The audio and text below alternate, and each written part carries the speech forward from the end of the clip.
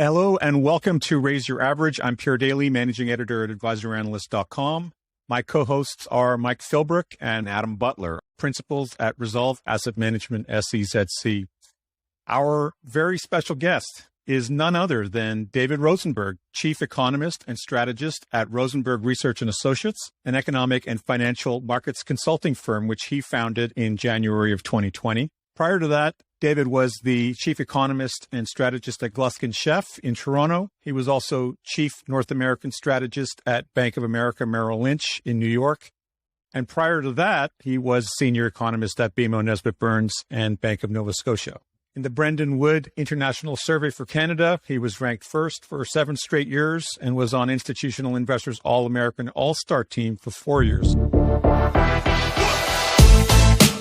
The views and opinions expressed in this broadcast are those of the individual guests and do not necessarily reflect the official policy or position of AdvisorAnalyst.com or of our guests. This broadcast is meant to be for informational purposes only. Nothing discussed in this broadcast is intended to be considered as advice.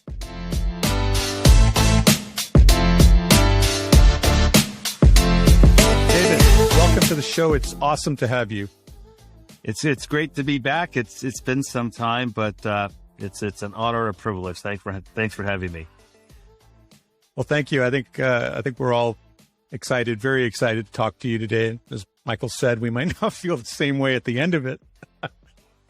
Yeah, it's like visiting the dentist. Excellent. Without the freezing. I was going to say, do I get a prescription at the end or something? I must get something. You'll get a brush, or you don't get a brush off. Yeah, exactly. I love it. You don't get a lollipop anymore. So I think, Dave, what do you, or Rosie, as most people call you, I guess, what's your current message to your investors, your allocators? Given, it seems like we're at the mindset of peak 60-40 investment and forget it. You have a very different thesis, and maybe start at the top and just take us through what your thinking is at the moment. Well, look, we are still in a pandemic, and the first global pandemic in over a century. And we have to basically face facts that, all the monetary intervention by the central banks has caused the stock market to be inflated by more than 20% from where it would have been, had the health shock never occurred. I mean, wrap that around your heads that the stock market's actually higher than it would have been without the worst health crisis the world collectively has ever endured in over a century. And the level of GDP is 5% higher than it would have been otherwise because of the good graces of all the rampant fiscal stimulus. So you see, everything that we're seeing in the financial markets is at the behest of what governments and central banks have been doing. And the one thing we know is that hopefully we're getting towards the tail end of the pandemic, but who knows what other variants there's going to be. We're still in that bog of uncertainty. But governments around the world, at least from a central bank standpoint, are pulling back on the monetary stimulus. And you're seeing in the United States right now that, even with the Democrats having majorities in both the House and the Senate, getting through the next big round of stimulus on the fiscal side isn't so easy. So I guess what I would say is that, from an investment standpoint is this. We have to understand that we are still in a bog of uncertainty. We have to understand that because of all the intervention by the governments, and especially in the U.S. and Canada, through wide swaths of Europe on the monetary side mostly, that a lot of this support is now going to be subsiding. Do we know what the Fed's taper? And it looks like they are aching to taper. You can argue that isn't necessarily tightening, but it is reduced stimulus. And the central banks, the Bank Canada started this months ago.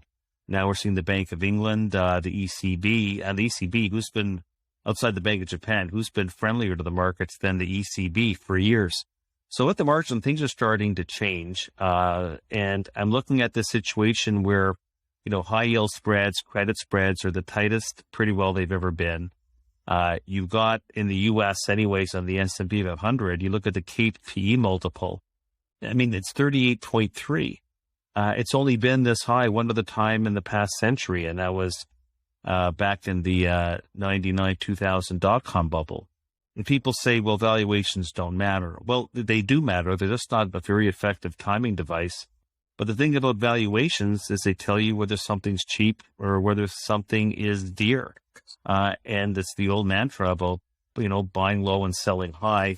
But of course, as you get towards these bubblicious levels, the temptation to come into the stock market, it's very difficult to resist. And you start playing momentum and the technicals. But I would say that the one thing that has me unnerved about the stock market writ large is just that, at a 38 multiple, when you look historically at that level, the starting point, it's a very limited future expected return you're going to get out of the stock market. So that doesn't play very well into those people that are long passive index investing. But if you're an active manager, then these are going to be good times for you if you get the actual sector and stock rotation right. In terms of, what I'm comfortable with is really investing around thematics. I've always done that. I've never told people, buy this index, sell that index. I'm not an index investor. I'm an idea generator. And I think right now, look, we are still, in a bog of uncertainty, but the one certainty we do have is that we still have supply chain problems, global supply chain problems, and it doesn't look like it's going to be resolved anytime soon. So if you're concerned about supply chains, and it's not about, is it inflationary? It's really about how you want to be positioned in the stock market. And it tells me that you want to be more local than global. You want to be involved in companies. And this is why recently the small cap stocks have started to outperform the large cap stocks, because really that's what it means, being local and less foreign. The bigger the multinational, the bigger the export orientation, the more problems you're having in terms of these global supply chains that have been stretched to the limit. So you want to be more local. So small cap service oriented companies, that's what I would be screening for. There's a shortage of labor, which governments have helped create. We are hit, and it's incredible. You see in the United States, even that with a lot of the states that are governed by Republicans that a few months ago already ended these generous extended jobless benefit programs, the reality is that for a host of reasons, people didn't show back into the workforce looking for these record level job openings. And so this isn't about wages per se. It's about people in the pandemic are choosing different lifestyles. There's concern in healthcare industries and in, public interface in general. A lot of people that have to deal with this in retail or in hotels or restaurants. You can see, and businesses are telling you that those are the areas that are most difficult to find employees. But generally speaking, people, this has been it's a 1 over century event. People have smelt and, have woken up and smelt the coffee. I want to retire early. I want to retool. I want to go to a different industry. I want to go back to school. That's happening, and that's restricting. That's why I'm not a big believer in the wage price spiral. I'm sure we'll get to that. This is not the 1970s. This is a different labor market. And it is very complex, but people are choosing not to go back into the workforce for reasons that are over and beyond just the wage. It really is about lifestyle and also health concerns, particularly, for mothers with children at the same time. So what does that mean? It means that you want to again screen. I said before, you want to screen local against foreign, small cap versus large cap. You also want to be screening for capital labor ratios. The higher the capital input, the lower the labor input. Those are the industries or the companies you want to be investing in.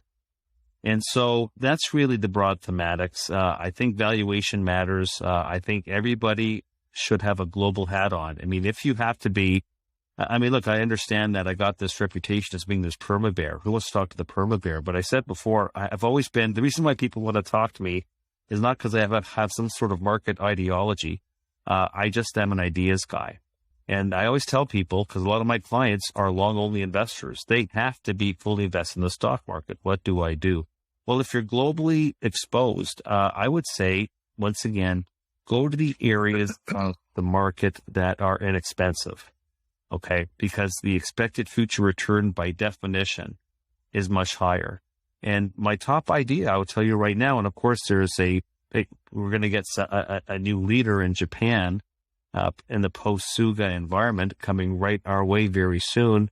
And the answer is going to be that Japan offers compelling value. We wrote a whole report on why this latest foray in the Nikkei and the topics to the levels we had back in the late 80s, why this is not the late 1980s stock market in Japan. The fundamentals and the valuations are far more compelling today than they were back then. That's my biggest idea globally, by the way.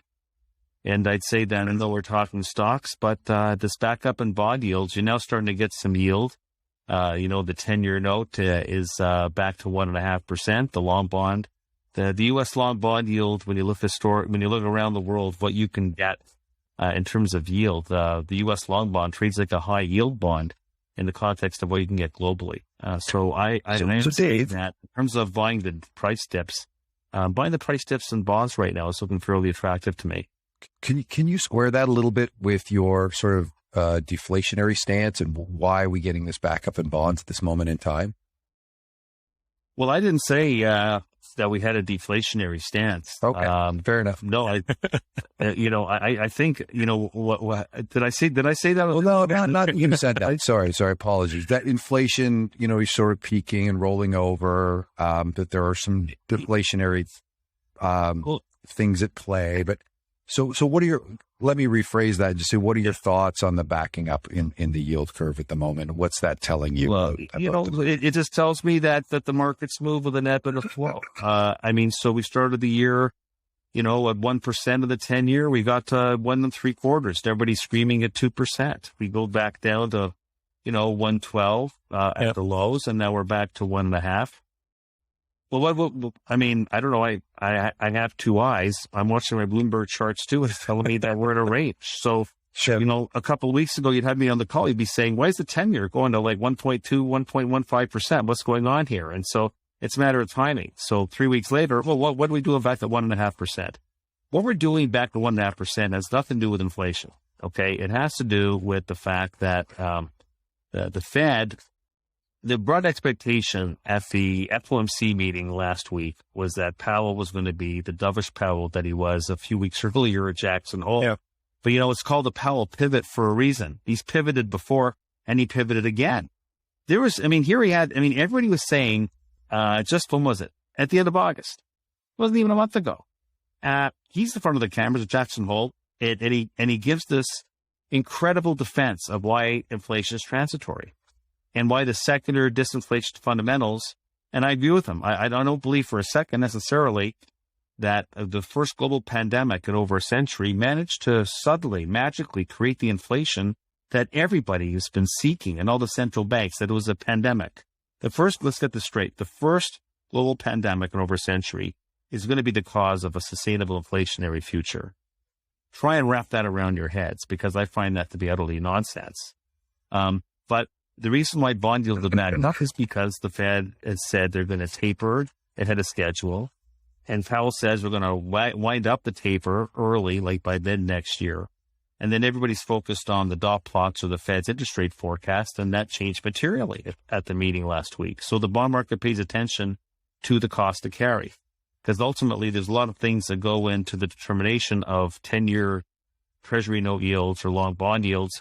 There's fiscal, there's inflation expectations, there's all sorts of things that take into account. Well, remember, at some point, you have to calculate when you're looking at the 10-year note, what is the pricing in for monetary policy? Because ultimately the 10-year note is some scrolled, compounded slate of, 3-month bills or 1-year treasury bills rolling over. It has to all make sense. And there's a term premium.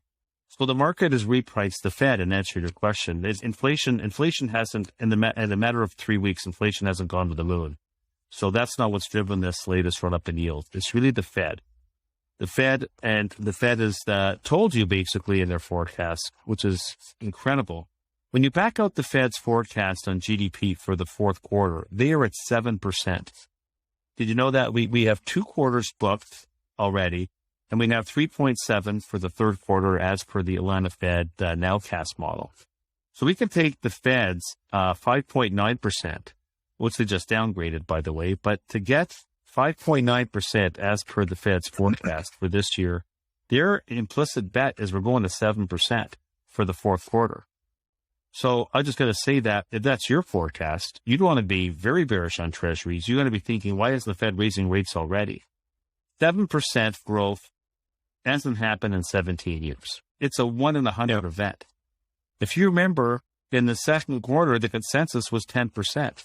So for all the growth bulls out there, they'd have to explain why was it in the second quarter with that massive Biden fiscal package, we got 6.6, which standalone isn't so bad, but it was supposed to be 10, but it was 6.6.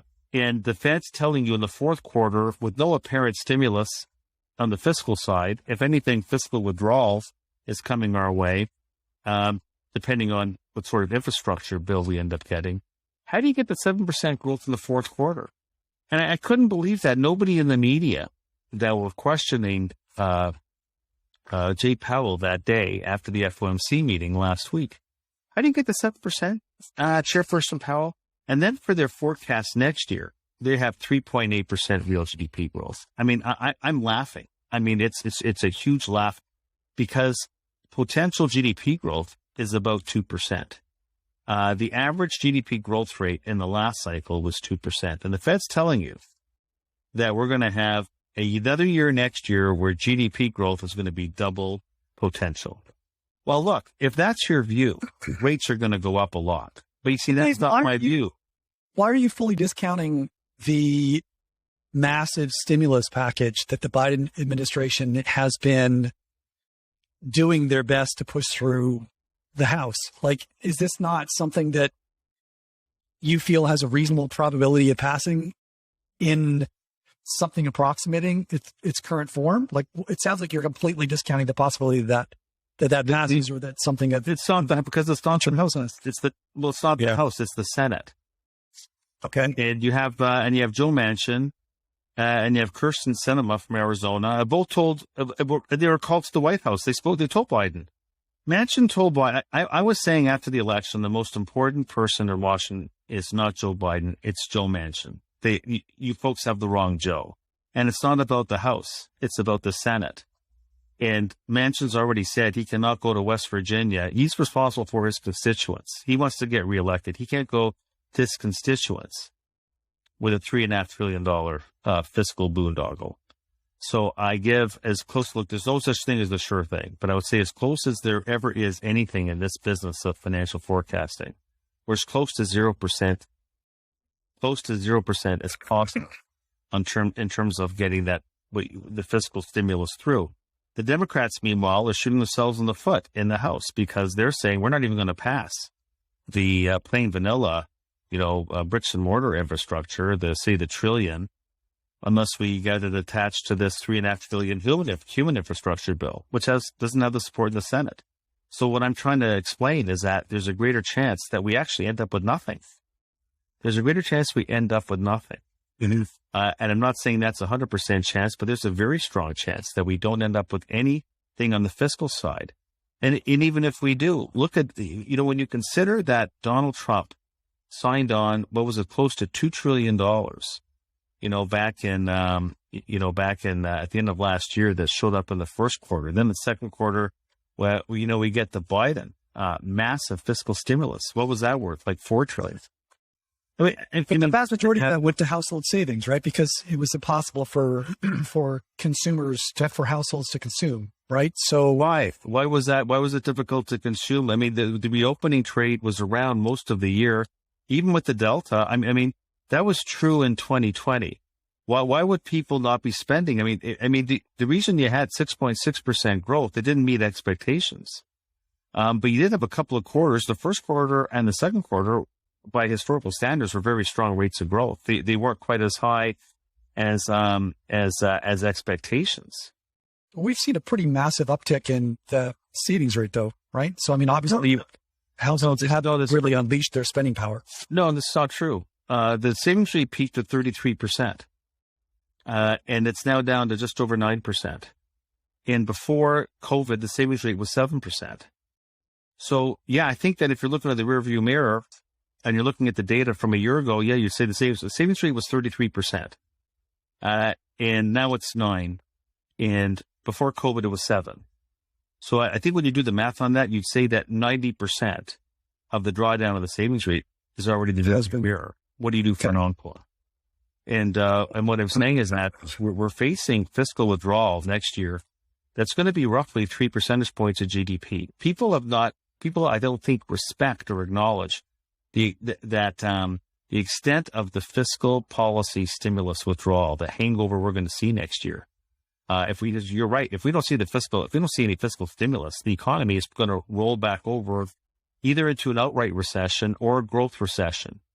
Because 3 percentage points of GDP coming out of fiscal withdrawal, is a very big hit when you consider where the underlying trend is right now. Might not bring you to negative. I'm not going to say we're going to have an NBER-defined recession. I know people will it's incredulous. But everybody's telling me they're saying that the economy was just booming. The growth down. It's highly dependent on whether we get these infrastructure bills passed, right? This is why the future is so unbelievably packed. No, I don't. Again, I don't agree with that. That is, okay, if you got $3.5 trillion, okay, that's a big nut. But it's not happening. It's not happening. It would be reckless to say to your clients, you know what, Joe Manchin's a joker and a clown. Don't believe what he says. He's going to pivot. He's not pivoting. He already said, he already got invited to the White House. Okay. And he already told Biden, I can't sell $3.5 trillion. I can sell $1 trillion. Now, don't forget these infrastructure packages are capitalized over 10-year periods. So are you really going to tell me that $100 billion, and then when do they start? Remember Justin Trudeau with his infrastructure package? It took 3 years for the gestation period. You don't just do infrastructure, snap your finger, and the very next month or quarter. No, of course. It takes a long time. Obviously prices it in advance, right? Pardon me? The market obviously prices it in advance. They're going to price it at a minute. Well, that's right. The market. So what I'm saying is that, well, you know, you could be right on that. What I'm saying is that from a macro standpoint, I can't get into it's next to impossible to get somebody to say to you, we're 80% priced for infrastructure and capital goods. You know, there's so many other things going on with the economy. There's also the private sector that's doing its own spending. So what I'm saying is that from a GDP standpoint, and this will come down more to a treasury market standpoint than say what's priced into the S&P or capital goods on infrastructure, is that if it under status quo, we're going to have a huge withdrawal. Now, even if we get the smaller version of the bill, which I think is more likely, please, I mean, you're talking about $100 billion per year in a $22 trillion economy. That's basically not even 0.5% of annual GDP growth. At a time when the withdrawal of all the other stimulus, most of it stimulus checks and extended jobless benefits, which just ended. Huge withdrawal of fiscal stimulus. That's about 3 percentage points of GDP. So you can talk about infrastructure. Sure. Let's add that in. That's 0.5 point. So you're in the whole 2.5 percentage points.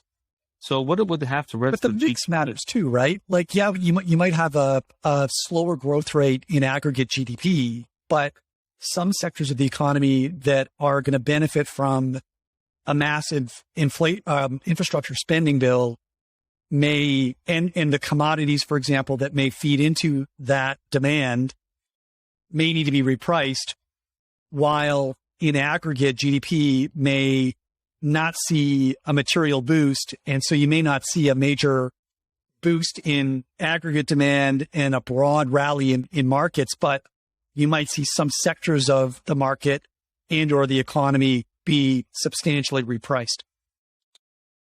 Look, if you're buying, say, the market, or you're buying capital goods stocks, hard industrials, machinery, heavy trucks, if you're doing that based on infrastructure is making a bet on something happening in Washington. Okay. So if you're a bettor, you know, go play GameStop. You know, the market is not a betting machine. It really shouldn't be. I don't think Graham and Dodd, when they wrote the classic on value investing, that they ever thought it'd be a casino. Okay, so that's not what I'm saying. I've got other better reasons, actually, economic reasons, not betting on Washington, why you'd want to be in these capital goods and machinery stocks and the industrials. That's what I said before. You want to be invested in areas of the economy that have high capital labor ratios. So I could come up with a much more elegant and alluring argument for why you want to be in that part of the market, then what are they going to do in the House or the Senate? I mean, it's a bit of a joke. Why would you put people's money at risk based on politics? I'm saying that basically, there's a couple of things. We have facts, which are that we have supply chain squeeze that is lasting longer than expected. We have a labor shortage. You want to be capital over labor. Well, capital feeds into industrials. What are companies going to have to do? Like I said before, people are not going back to work. And that's just a fact. And they've had lots of opportunity to go back to work. Okay. Look at the football stadiums on Sunday, and you'll see that the reopening trade didn't go away, because of the Delta. Okay. People kept on spending, and that's exactly what happened. There might have been, so you call it a bit of a soft patch, but the big reopening trade is well in the rearview mirror. But companies are going to either have to automate, improve productivity, or cut costs somewhere else, because you can raise wages as much as you want. Raise wages till you're out of business. Who would want to do that? This is not the 1970s when there was wildcat strikes and major labor stoppages and union leaders bargaining for higher wages. This is not that situation. This is a situation that is related to the pandemic and really people who are opting to change their lifestyles. This is a different labor market than anything we've ever seen before, but really you have to understand what's happening here. And so what that means is that companies are going to have to automate, and that might mean that the whole robotic technology revolution is going to accelerate because of this. So that tells me that yes, and there's going to be parts of technology, obviously, not just industrials, that'll play a role in that. So we're in agreement on that part. I'm just saying I wouldn't be making bets on infrastructure, and the political atmosphere in the U.S. is arguably more poisonous now than it was when Trump was in power.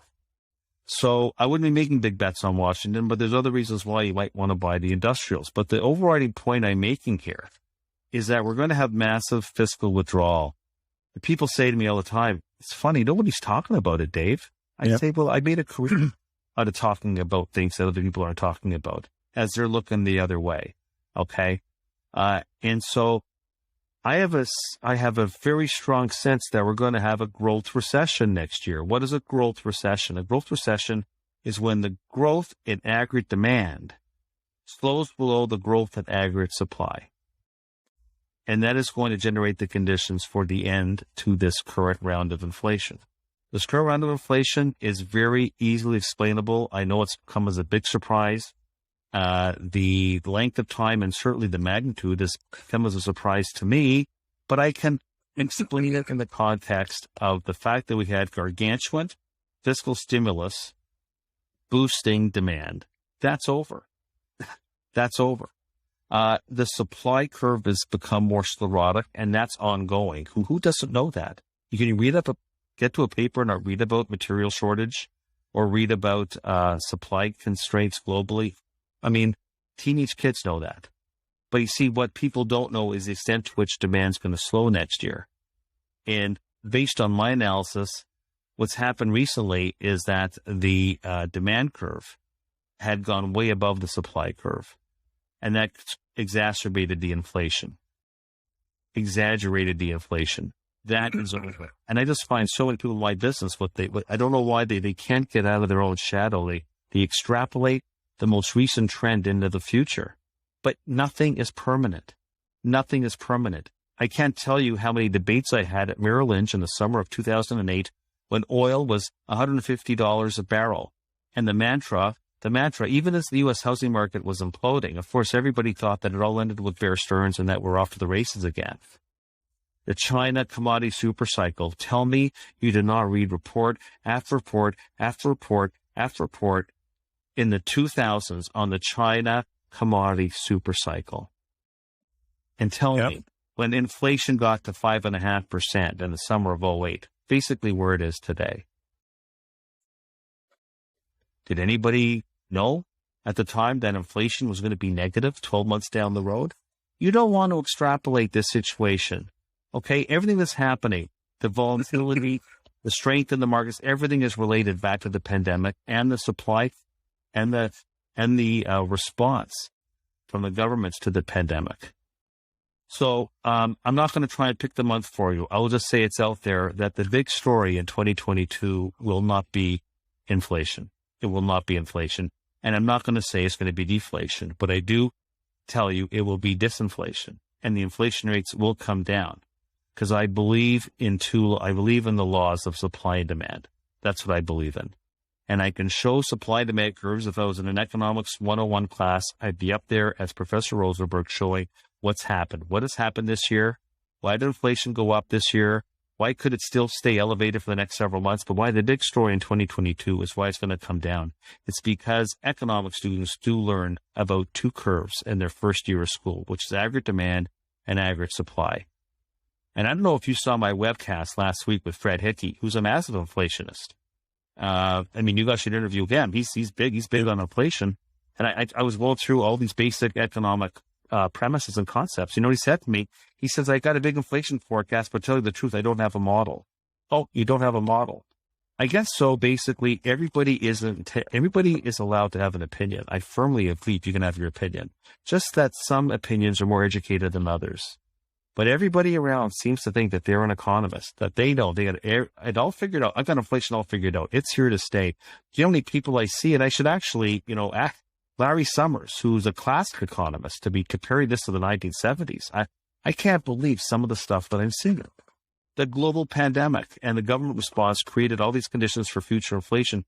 Now, the comment before was about deflation, and yes, indeed, there are secular deflationary forces still at play.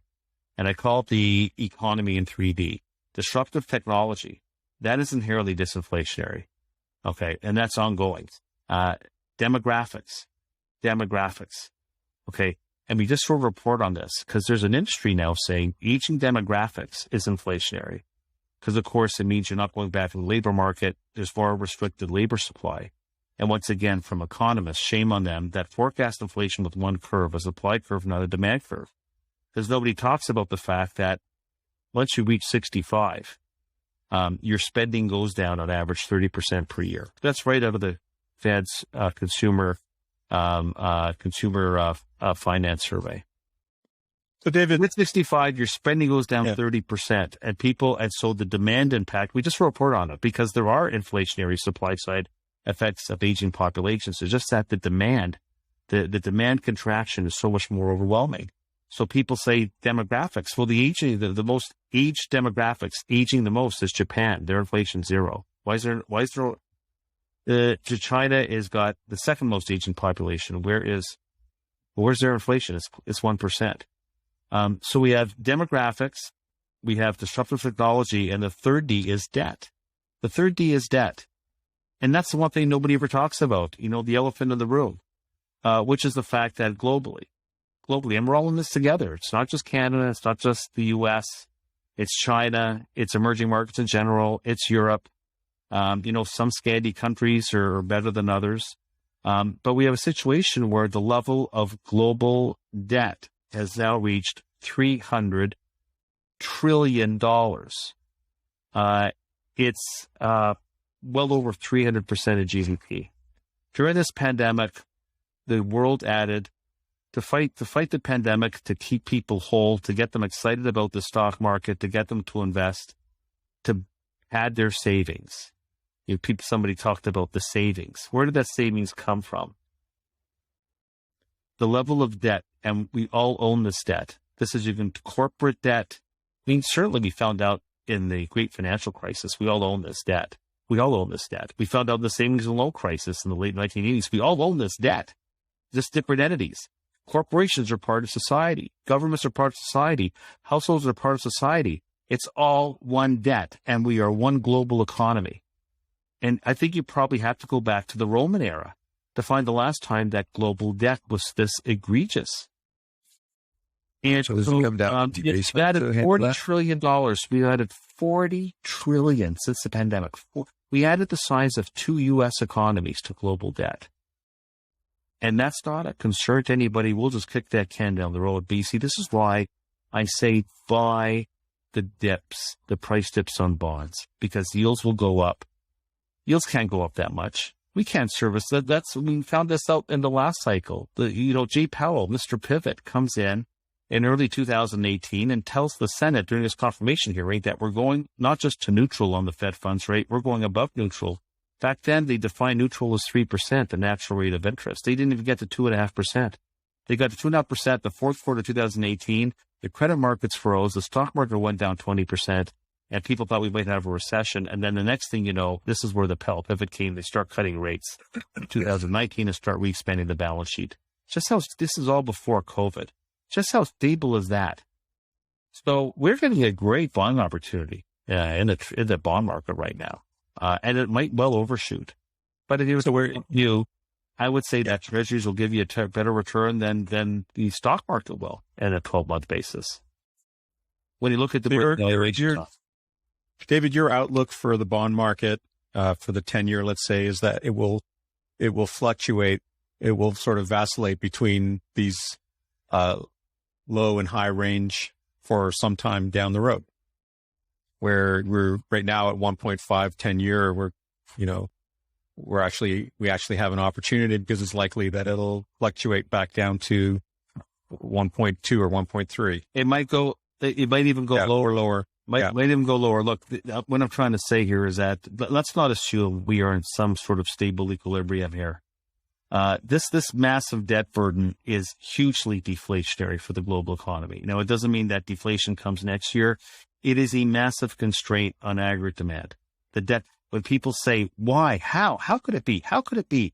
From 2009, 2019, Obamacare, Obama infrastructure, relentless, then Trump comes in with massive tax cuts and tremendous repeated QE under Bernanke.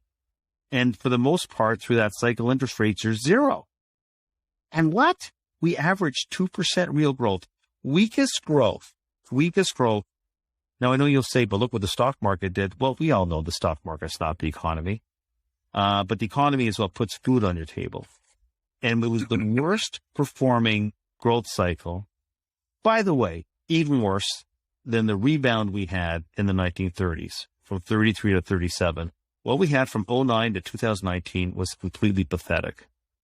And you know why? Because FDR never ran a deficit above 7% of GDP. If you're running a deficit 7% of GDP these days, you're viewed as a fiscal conservative. And then by 1938, FDR was actually back running balanced budgets until World War II took over. Balanced budget. Who would ever? I mean, you couldn't even get Aaron O'Toole to run on. Well, let's just say that this is very destabilizing.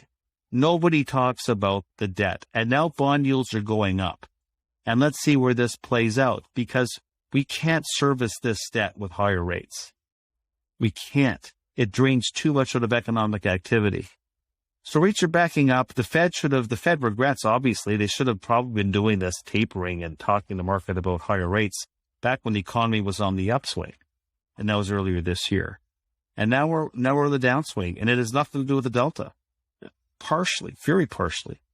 You can't say this as you can't look at a packed stadium in Kansas City watching the Rams game and come to the conclusion, the Delta has really influenced spending here. No, we have tremendous fiscal withdrawal, and this is what I'm saying: fiscal withdrawal, and then monetary stimulus is changing.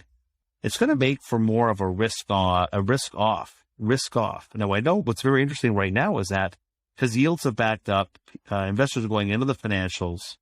And they're going into the commodities and the pro-cyclical trade because people they've seen the light. What's the light? The light is Jay Powell's forecast. This is the Fed's forecast. I'm trying to tell people, do you understand how unrealistic it is? Unless you believe the $3.5 trillion is going to get passed, maybe the Fed's got that in their forecast, that 7% fourth quarter assumption for GDP, and then 3.8, not 2.8, 3.8 for next year on top of that. Is beyond egregious. I would love to know what their assumptions are.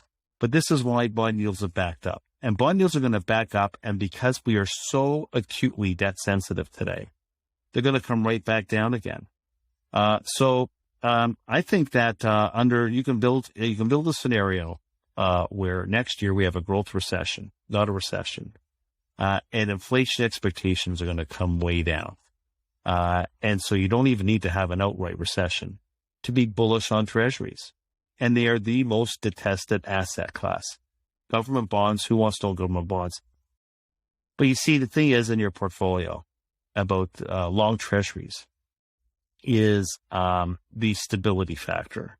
People say, and people were saying this, 60-40, who needs bonds? 60-40, 60-40. Well, look, when you do a 38 multiple on the CAPE for the S&P, 2.5% expected return for the stock market. Do you know that?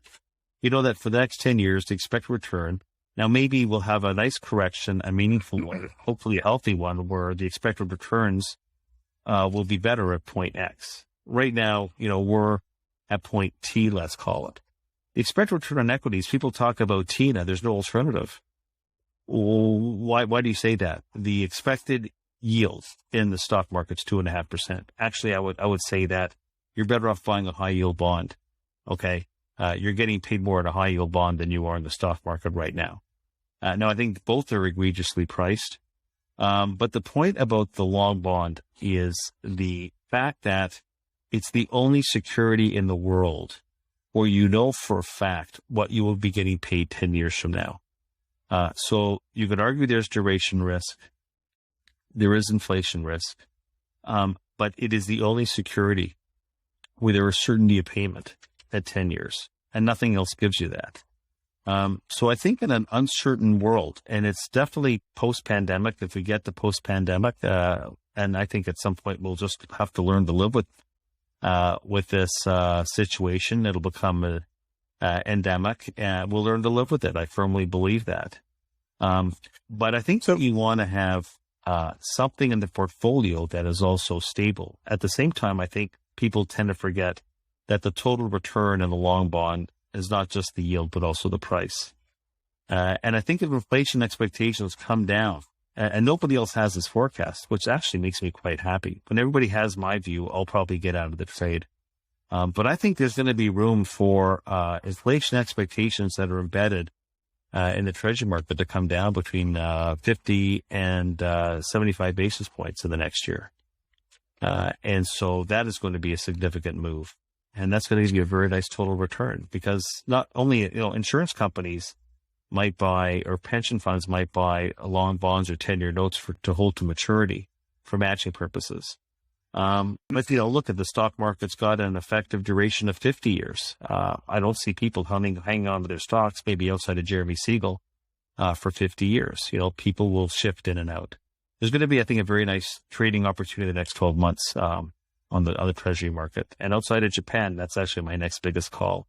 Yeah. So, David, is it safe to say that you're citing the fact that labor isn't returning back to work? There's this huge number of jobs, 10 million jobs in America, and something proportionate happening in Canada, where people have been away from work for the last 18 months, receiving benefits. Now the benefits are being cut off, and maybe that's the only way to get them back to work is by cutting off the gravy train. Yeah. So that's one thing. That's one aspect is how do you get labor back to work? And if that labor doesn't get back to work, where does their consumption come from? That's one aspect. Yeah. And the other aspect is that we have supply chain bottleneck disruption that's happening as well. That's also causing rising prices.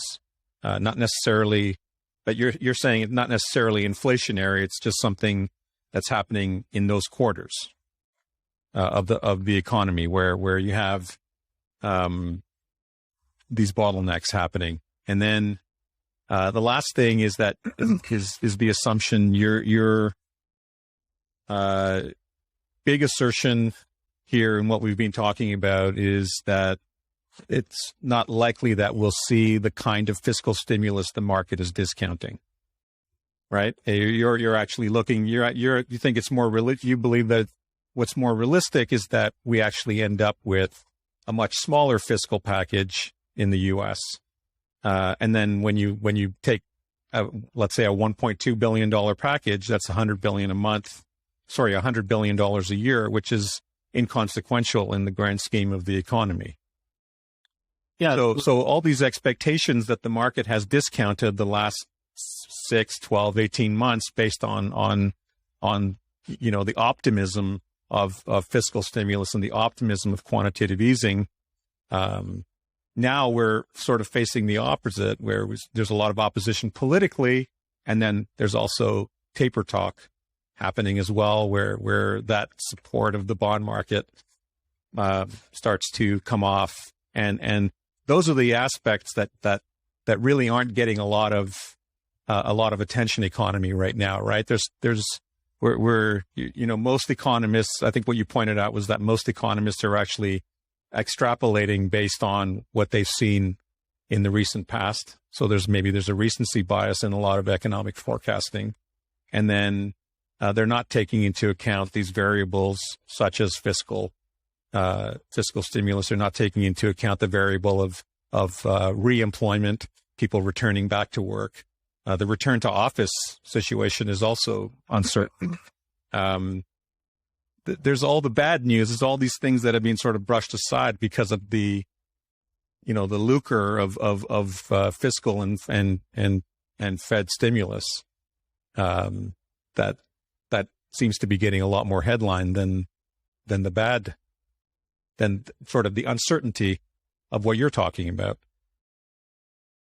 Well, I think that is that correct? Or there's a lot. Yeah. Look, there's a lot. I mean, we don't look. There's no doubt that the participation rate in the labor market has not come back to where people would have thought during this reopening phase. With or without the Delta variant getting in the way, it's been very disappointing in that respect. So, but we don't know. So, what are the problems that you see associated with that? The failure of people to return to work, like. You see companies like Amazon, for example, most recently making the announcement that they would fund their employees' college education if they wanted to go and get a bachelor's degree, right? And that's a huge economic incentive for an employee, a huge benefit. And that's because they're trying to expand their workforce and they're trying to retain their existing employees. That's a very large spending package at the private sector level for a company to undertake. And maybe it puts a lot of pressure on other large companies like Amazon to sort of follow suit or follow in their footsteps, to raise their existing wages and then also offer these benefits to their employees that they can get educated. Is that what it's going to take to get people back to work, or is that an attempt at what it's going to take to get people back to work? And then, of course, if you withdraw at the sort of lower end of the skills, lower skilled jobs, if you withdraw the stay-at-home paychecks, then, what choice do those folks have what choice have they got but to go back to work? And even with, companies offering $500 incentives or huge raises in regular hourly wages to get people to come back. I mean, at the fast food level, for example, the fast food chains, they're having, that's been sort of that's gotten a lot of attention in the last number of months, that companies are having a really hard time either hiring or retaining their existing, retaining staff. That seems to be a larger problem than it's being made out to be. Is that correct? Well, look, there's two factors of production. Well, there's really three. There's land, but that's fixed. But there's labor and there's capital. And that's what I was saying before on the supply side, that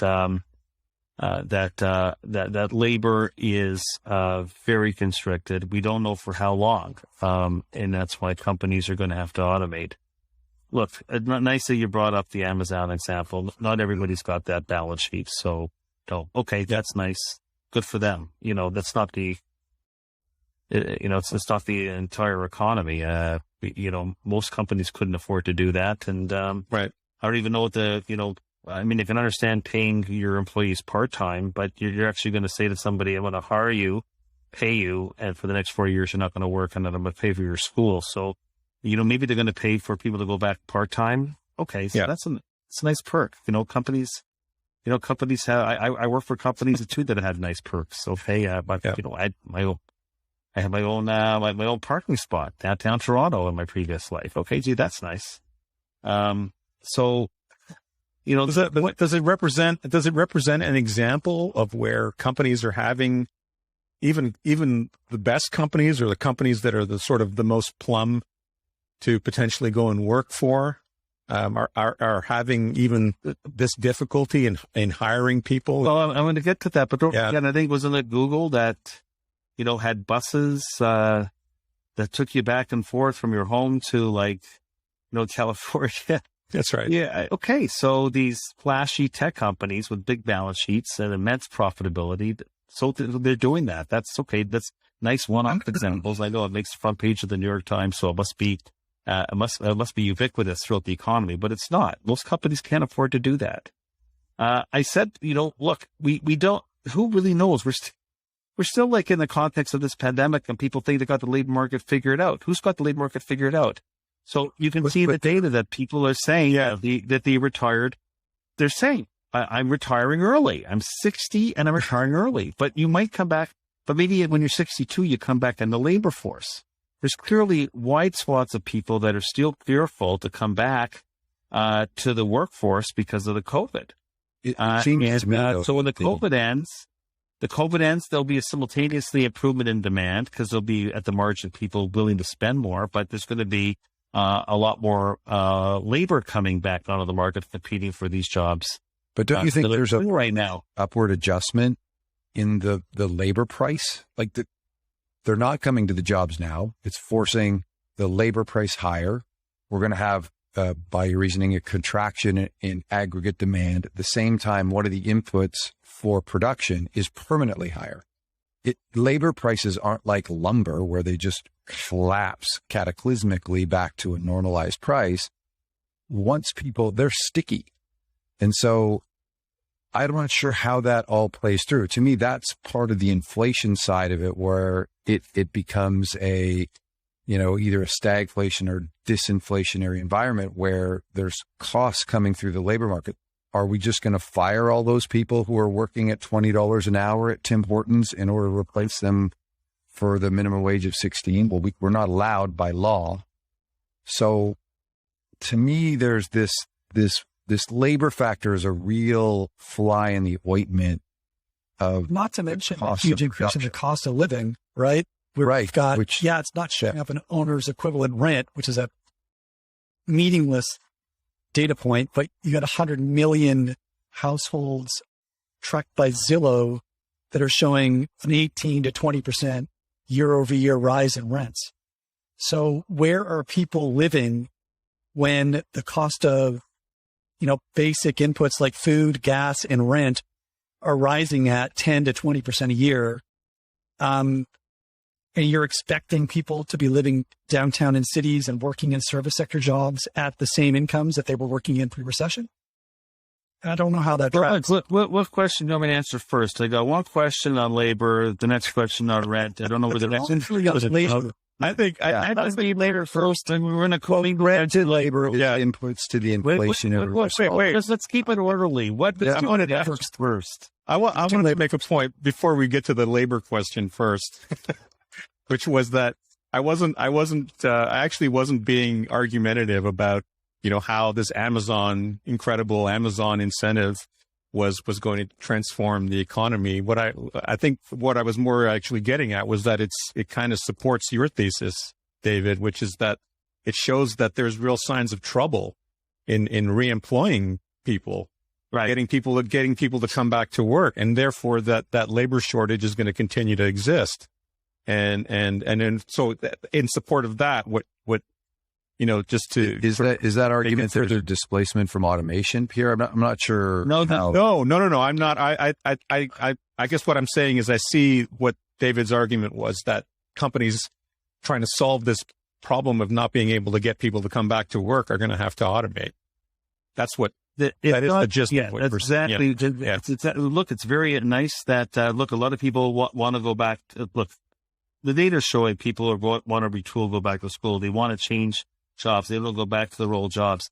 This was a shock that affected the psyche of an entire global economy. We have not seen something like this before. That's why we can't assume that we know everything. We don't have all the answers to everything. We can build models. We can build assumptions. The assumptions will drive our conclusions. So we know that there's a lot of people that this whole pandemic was a narcissistic wake up and smell the coffee moment where I want to have better work-life balance. A lot of people are refusing to go back to work because their bosses want them back in the office a certain amount of time. They don't want to do that. This is not about the Teamsters Union bargaining or CUPE bargaining for higher wages.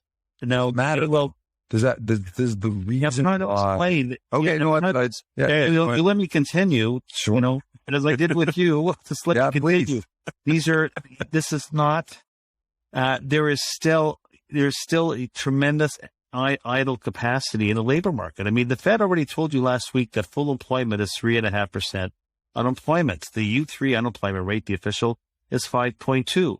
They're telling us 3.5. Now, they have, obviously, because they have a very bullish forecast of the economy, and they know that their policy actions have an impact with the lag, they're not going to wait for the unemployment rate to get to 3.5% before they start tightening. But let's just say we have 5.2 unemployment, and full employment, according to the Fed, if you believe their numbers, is still 3.5%. So there's still tremendous idle labor that's not coming back into the workforce right now. And it doesn't matter how much you raise your wage. To me, it's just nonsense to say, I'm going to raise my wage. I'm going to quintuple my wage rate to bring you back to my firm when your biggest concern is COVID and coming back into a public interface situation. And that, of course, that is huge in healthcare. But it's also true in other parts like retail, leisure, hospitality. It's not about wages. Okay, it's not about wages. This is not a wage price cycle. Now, companies may have to alter their wages because they want to hang on to their current staff so that they don't leave. But this is all in the context of what's happened because of the pandemic. Now, if we have trouble where the pandemic ended against the ball state, you would have a demand. We'd have a demand impact. Of course, we no longer have the fiscal stimulus, but we would have a lot of the competition coming back for these job openings that are out there. It's going to be a dynamic situation if we ever get to that holy grail. Apparently, we're supposed to get there by now. It's going to be a much slower process. But what I'm saying is that, firstly, this is not a normal situation. Mm-hmm. To go back to previous cycles to say, aha, look at that, the 70s. No, it's nothing like that whatsoever. And it's not really inflationary because and somebody had mentioned about the wage adjustment, the wage upward adjustment of wages. Yes, we've seen that. And it could go on for a little while longer, but inflation is a multi-year process. It's where wages would go up 5, 6, 7, 8% per year. It's when prices would go up 5, 6, 7, 8% per year. Do we have any knowledge, any reason to think that's going to happen over the next 5 to 10 years? We just came off a pandemic. We had a situation where supply chains got blocked and governments gave people money to spend. And we had, for a period of 6 months, a gigantic gap built up between these two powerful curves, aggregate supply and aggregate demand. And I would say I would not exactly extrapolate what's happened in the past 6 months to the next 6 months or the next 6 years. It has nothing to do with the fact that prices will go up or wages will go up. The question is at what rate? Okay, Paul Volcker, the famous inflation dragon slayer, came in 1979, and then he left in 1986. And the consumer price index went up 60%. Went up 60% in his tenure. But the inflation rate went from 10% down to 3%. That's what's disinflation. It's about the momentum. Few people know Paul Volcker presided over a 60% increase in the CPI. Geez, the inflation dragon slayer. No, the CPI actually goes up. Like the GDP goes up. And like the stock market goes up. All this stuff goes up over time. It's about the rate of change is what the inflation rate is. Inflation rate's not a level. So yes, you can see wages go up. We can see prices go up. The question is, they will not be going up at the rate that they were. And what makes the United States stand out is that we'll talk about imputed rent, and we can have a whole philosophical debate about how the how it's measured by the BLS and how it's measured by Zillow or by, anything else. It's a different methodology. But then again, I could say, why don't we throw commercial rents in there? Commercial rents are deflating the fastest they ever have. Why don't we throw them in there? Let's throw the price of gold in there. Everybody, once again, they think they have it all figured out. But what I'm saying is that the United States is special in this regard. No other country in the world has such a high automotive content in their consumer price index. And when you think about where the inflation really was concentrated, it was in automotive. So that's the sector that, of course, is very sensitive to the shortage in semiconductors. But don't you see what happened? Is they all dumped their inventories. The automakers and the car rental agencies dumped their inventories. We thought this was going to be the Black Plague back in the winter of 2020. Next thing you know, we get vaccine Monday, Pfizer Monday, all the reopening, the massive fiscal stimulus, and they're caught without inventory. When you actually look at the core inflation numbers, now I know, the rent this, the rent that, Dave, what is the percent that used cars represent in CPI versus rent? Well, rent is like 30%.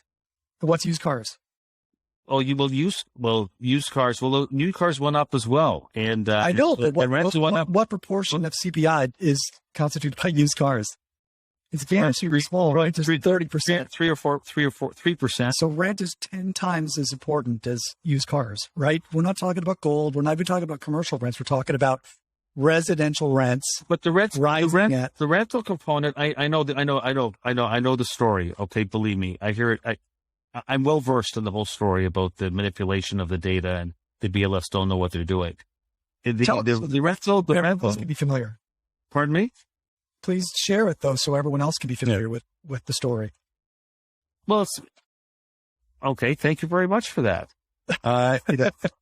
It's because only a small fraction because a lot of people have a 1 or 2 or 3 year lease. They don't all come up at the same time. You can't just say, the rentals for new people have gone up 10%. And therefore, those idiots at the BLS don't calculate it correctly. But they actually calculate it very correctly because not everybody is paying that incremental 10%. Now, maybe at some point, if you're taking a look at the data, you're going to see that multiple unit construction in the United States is starting to boom. So you're going to start to find that the vacancy rate, which is very tight right now, is going to start to go up in the next year. Rental rates are going to start to slow. Over that period, when you average it out, the rental component is going to drift higher. It is going to drift higher. It will. But they don't calculate it the same way, because you don't just say, the landlord says, I'm raising my rents 10% on everybody coming into my apartment building when 98% are still stuck in a lease. But Dave, at the moment, you've had a suspension of evictions, right? So now that's running off. Over the next few months, we're going to see how many renters are going to reset their rates and what that's going to do to aggregate inflation in rents, even as calculated by the BLS, right? The other thing, the way I understand anyways, and please feel free to correct me because I'm not an expert in imputed rent, but my understanding is that the owner's equivalent rent is computed by surveying households and asking them how much they feel that they could charge for rent. And this, a very substantial portion of the survey is for households that don't even rent their home or don't rent any properties and have never rented any properties. Whereas the Zillow numbers are actual, rents charged by 100 million units across every region of the U.S. Those are asking rents, and those are on new entrance into the rental market. And there's two components of the CPI and the rents. There's the owner's equivalent, and there's the actual rent component, and they're rising pretty well at the same rate. So to go back, and I don't know what your point is, or the point you're trying to make. The point that I'm making is that, and by the way, most countries in the world do a user cost approach of home ownership in their numbers. It's not that unusual. The point I was making is that what drove the inflation was automotive anything that was related to the semiconductor shortage. And the auto industry was the poster child for that. And core inflation in the United States, ex-automotive, is running around 2% year over year. When you take a look at the median inflation rate in the United States is running close to 2%. The median rate was not running at 2%, in the 1970s. In the 1970s, everything was going up at a 10% average annual rate. And there's something else that we have to consider, which is wage inflation inflationary if it's rising alongside the same rate of growth as productivity? Because when push comes to shove, the correlation with inflation is not wages, it's productivity adjusted wages, it's unit labor costs. So I hope there's nobody on the panel that would try and convince me that if productivity is 3% and wages are 4%, which means unit labor costs are 1%, that is a real nasty inflationary environment, because it's not. And that's what we have in our hands right now. That actually what's interesting is that the wage gains we're getting is actually not far off what productivity is doing right now.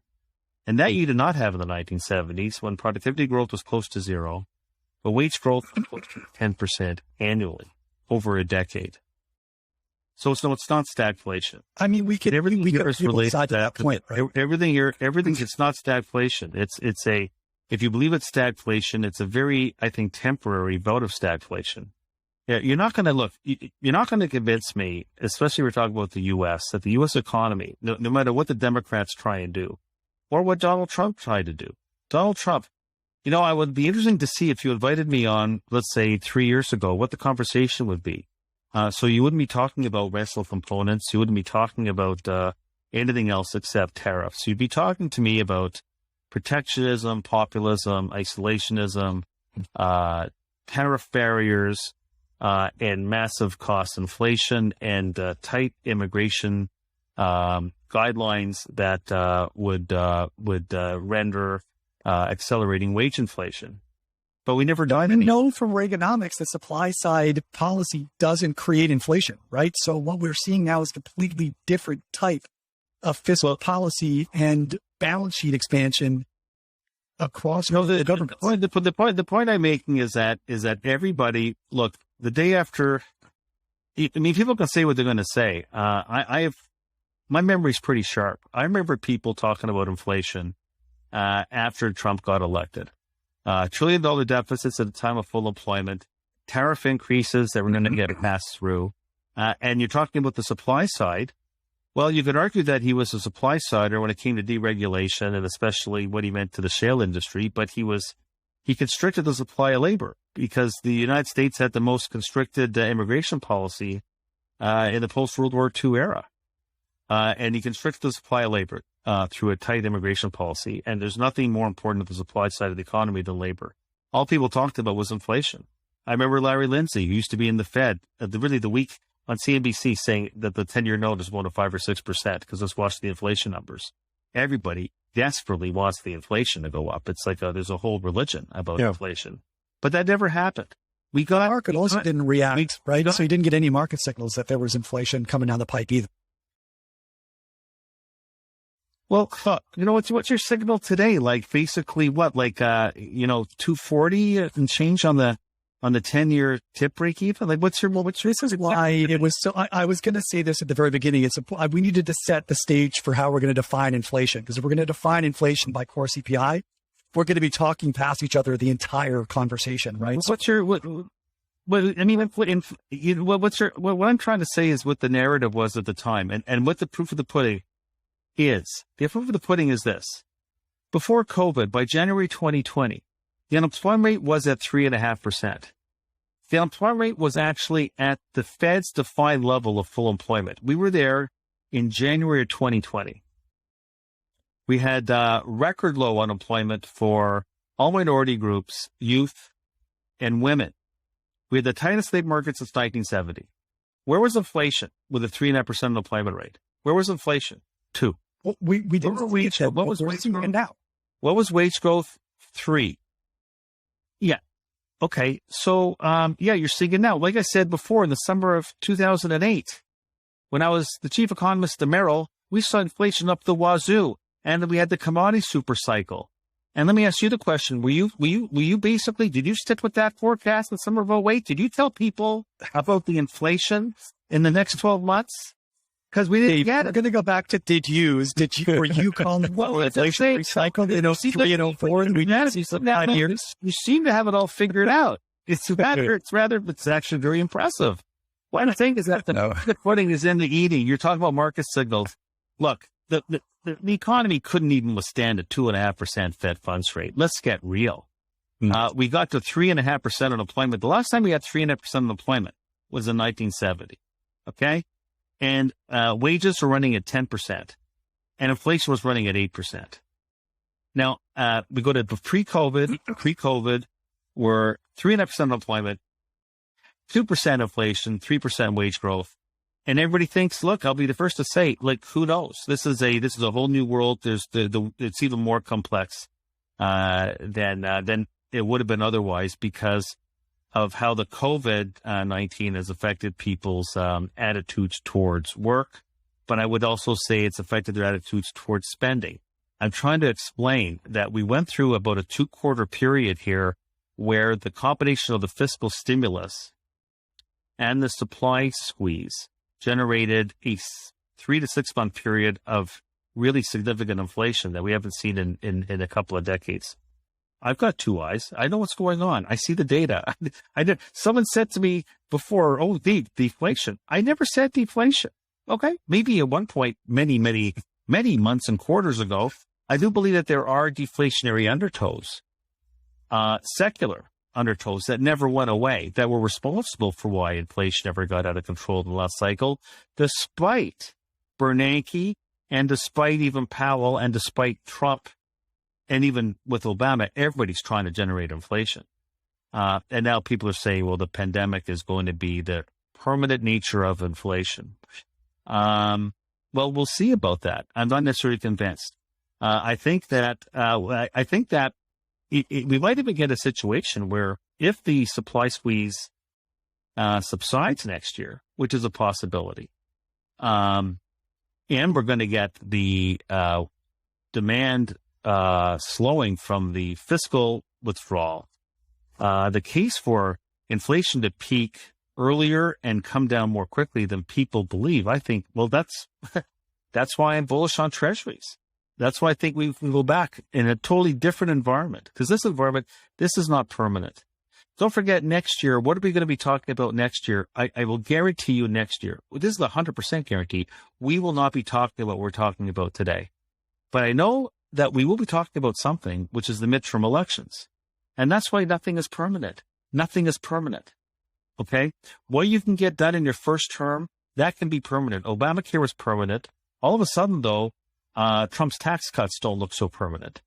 Some things more permanent than others, perhaps. But the last president who won a majority in both houses, the Senate and the House of Representatives, that won in the first 2 years, the next 2 years of the term, was Calvin Coolidge, in 1924. There's not a snowball's chance in hell. I don't think that Biden's going to be able to hold on to the Senate and the House.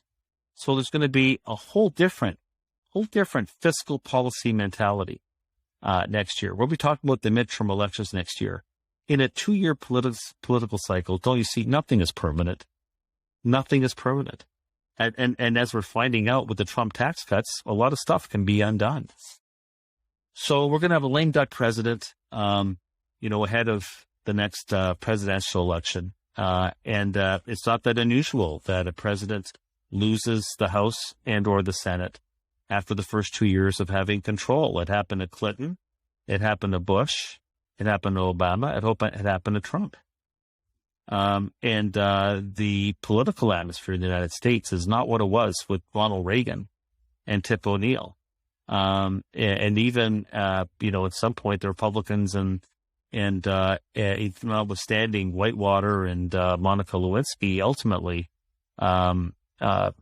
Clinton ended up working with the Republicans. And we got the Telecommunications Act of 1996, and he cut capital gains taxes. Who would have thought, 3 strikes and you're out? I mean, this is what ultimately did in, there's no doubt that Clinton moved the the Democratic Party to the right, and now the progressives want to take it back. But the political atmosphere in the United States is more poisonous than anything I've seen in my 35 years, as a political, financial, economics here. And so next year, we're going to be talking about the midterm elections. And then it's basically game over for fiscal stimulus, which is the training wheels the economy had all along. It's going to be very interesting to see. You see, I'm looking at what's going to get priced in next year. So I refuse to ever drive the bus looking through the rearview mirror.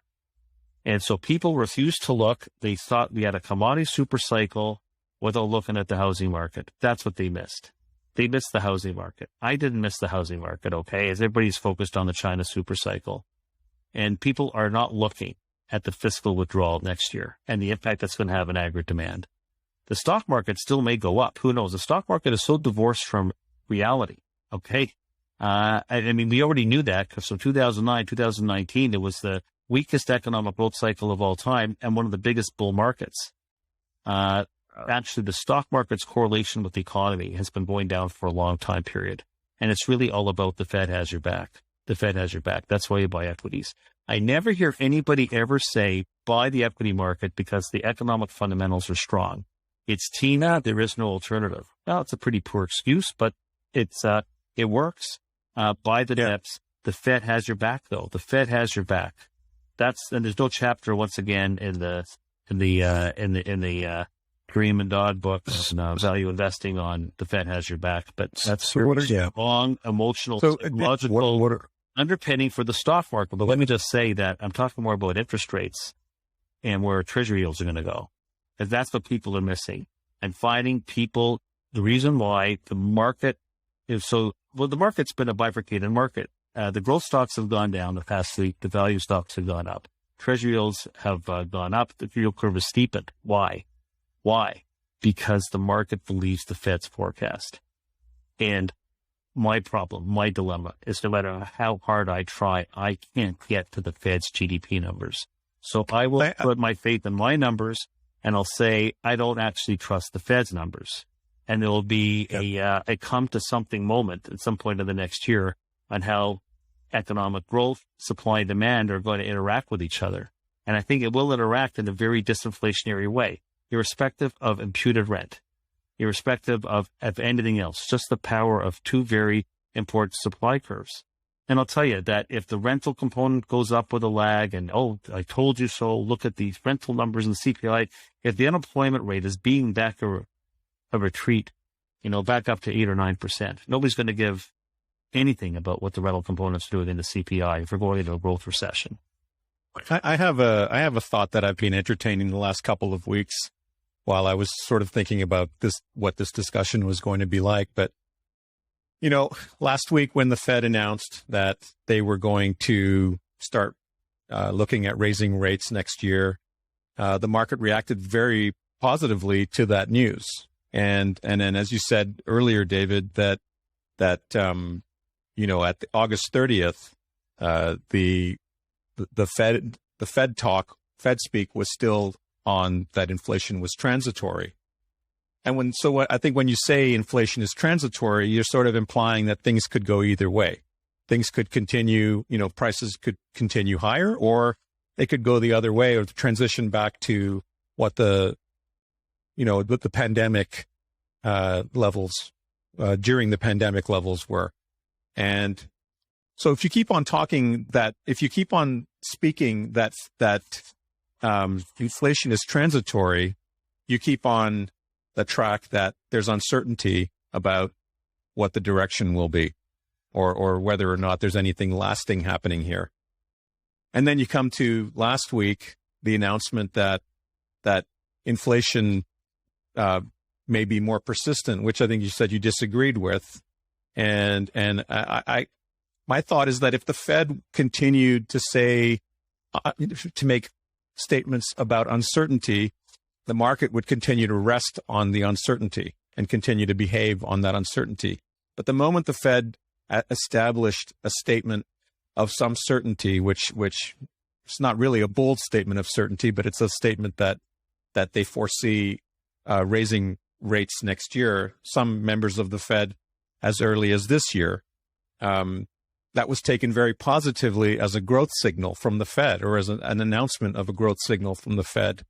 And if you announce a growth signal to the American to the American public or to the world, then instead of waiting for prices to be better in terms of, a deflationary view on prices, that prices will go down, when you tell people prices are going to go down, they'll wait indefinitely to see where prices go.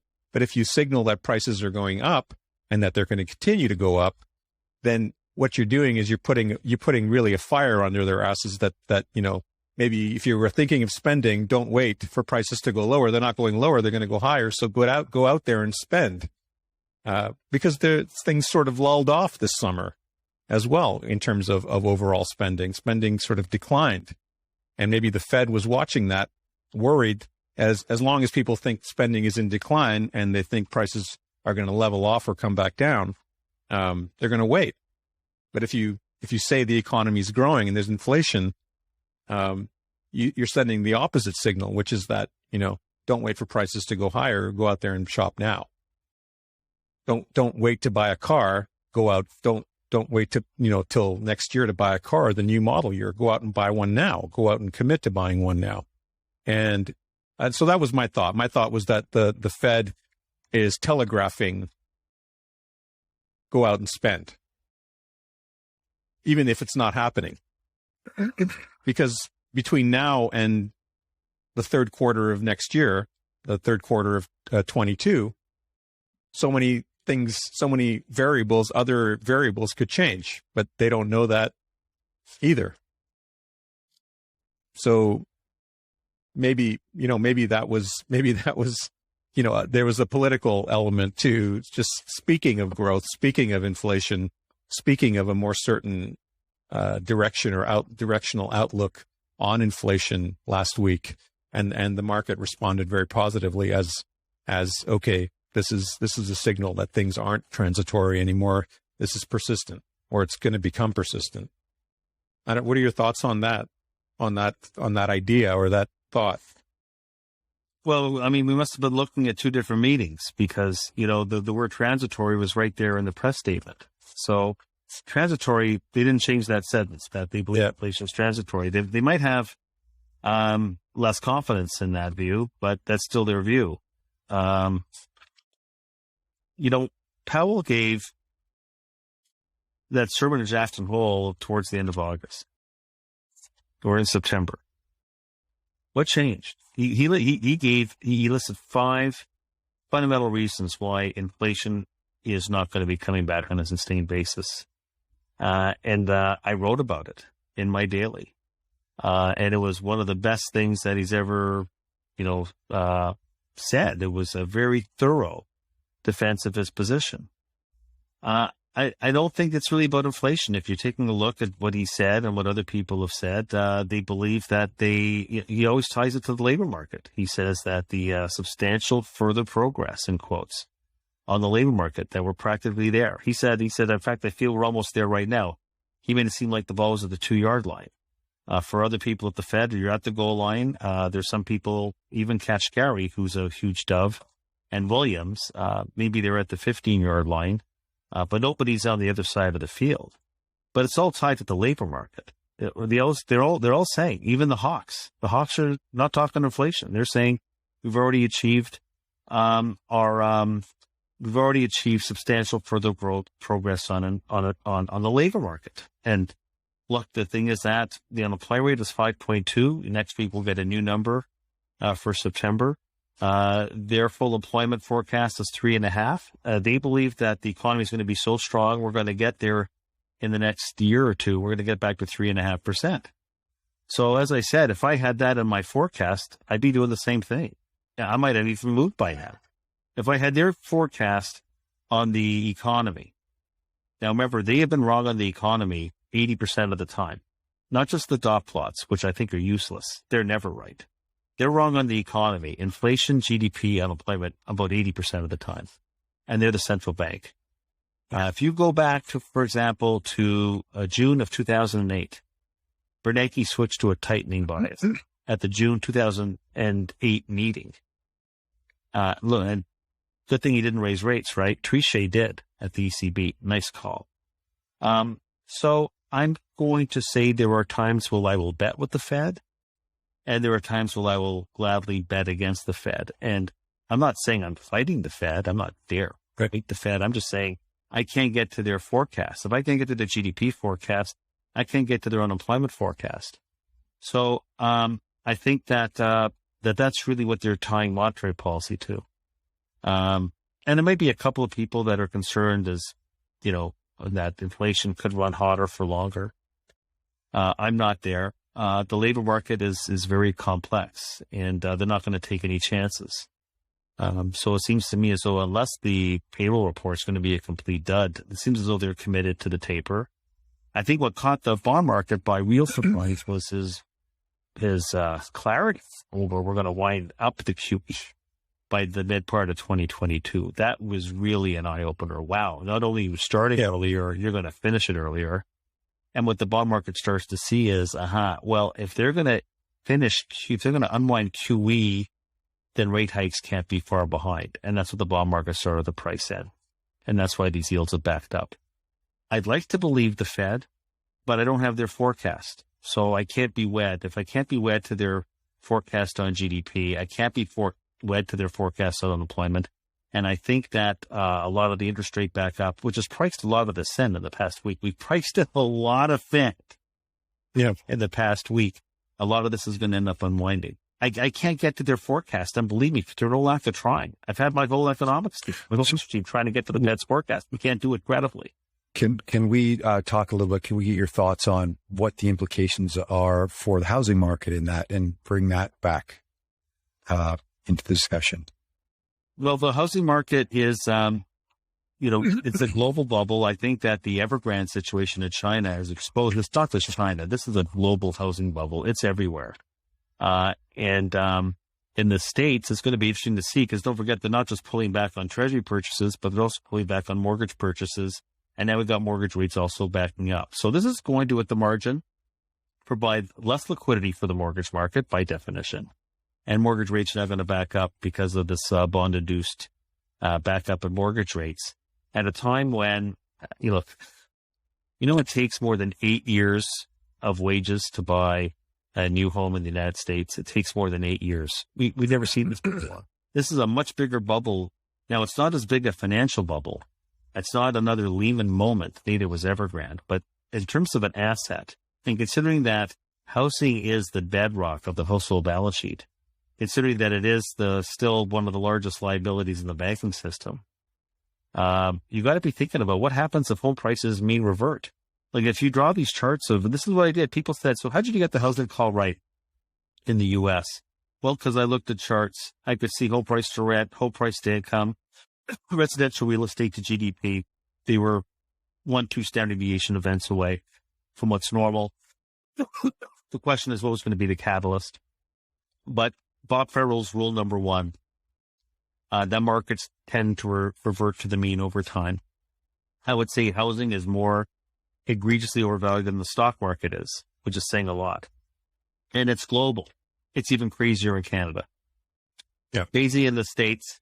When you take a look at most of these ratios, the housing market is overvalued between 20 and 30%.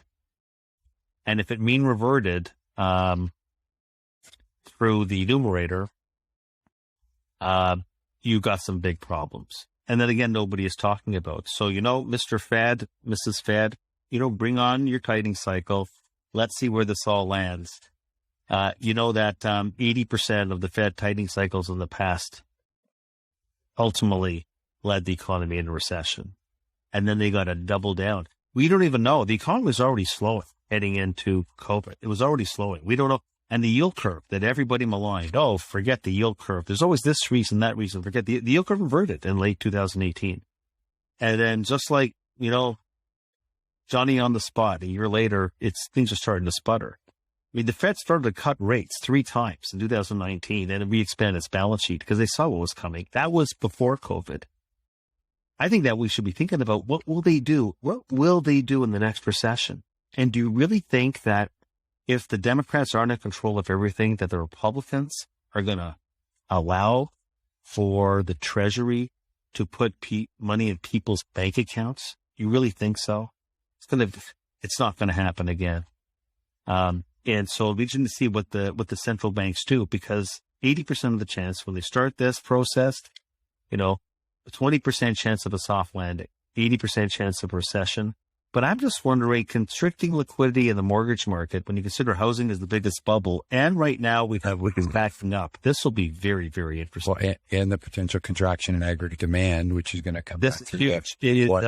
I'll tell you, and look what's happening in China. What's the stupidest questions? Is it a Lehman moment? Is it a Lehman? No, it's not a Lehman moment. This debt is not in mezzanine CDOs spread out across the world. It's a domestic problem. But you see, it's a problem where size matters, because China is about 20% of global GDP, and their real estate market is about 30% of GDP that's about to go through the ringer. This is not necessarily a financial event directly. It's an economic event, but with huge global economic consequences. And who's talking about it? No, really, people just look at the equity market. Well, things must be great because today we hit a new intraday high, hit a new record high. Things must be great. That's what they were saying back in October 2007 too, if you remember. Yep. Complacency. And on that cheery note,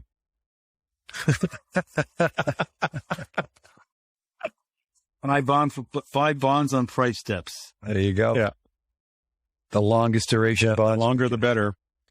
That's what I'm recommending. And it doesn't mean that the next 20 basis points or 25 basis points we don't go up. To me, that's really noise. And we touched on the debt. Yeah. It's so unstable. People have the wrong idea that the debt situation, what we did to save the day globally by adding $40 trillion of debt to preserve stability in society, that is going to come at a price, and it's not going to be higher interest rates indefinitely. Quite the opposite. Is the equity play on Japan just sort of the best house in the best forest fire? Yeah, like that's. Yeah. And I agree with that wholeheartedly. It's like what I said before, if you're long only equity, there's going to be worse places to be.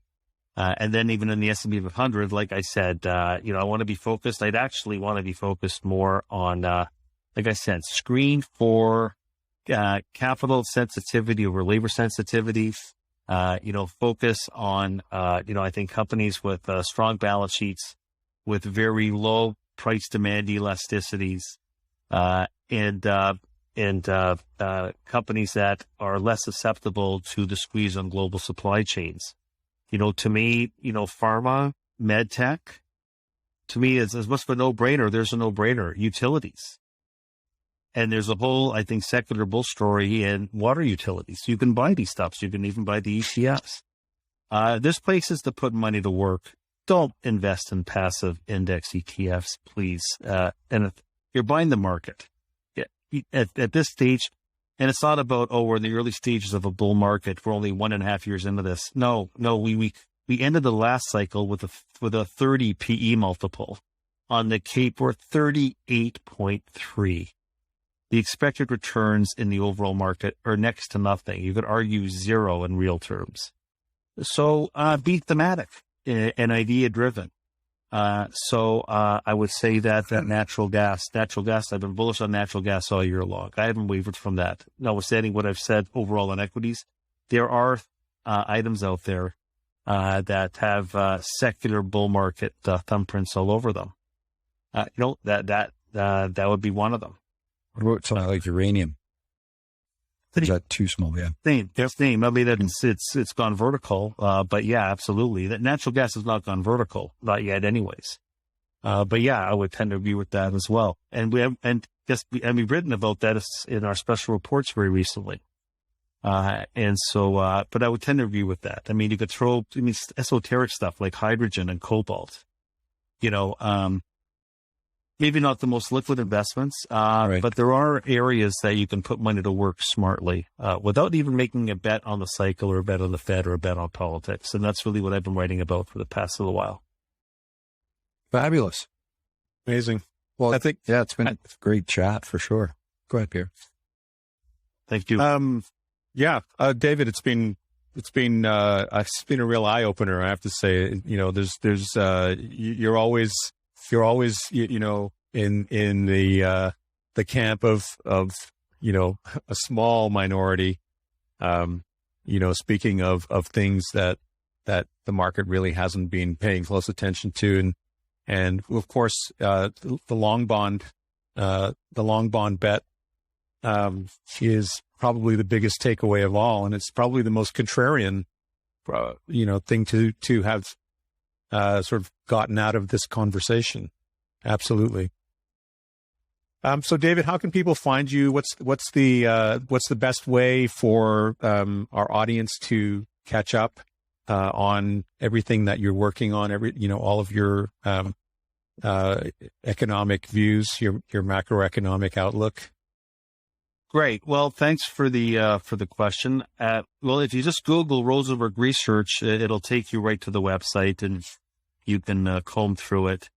I urge people to just email me directly, Rosenberg at rosenbergresearch.com. That's DROSENBERG at rosenbergresearch.com. I know that it's long, but it's not complicated. And I'd be happy to, to discuss, how you folks on the line would potentially want to subscribe to my research. We do 10 to 12 different offerings, both verbal and written.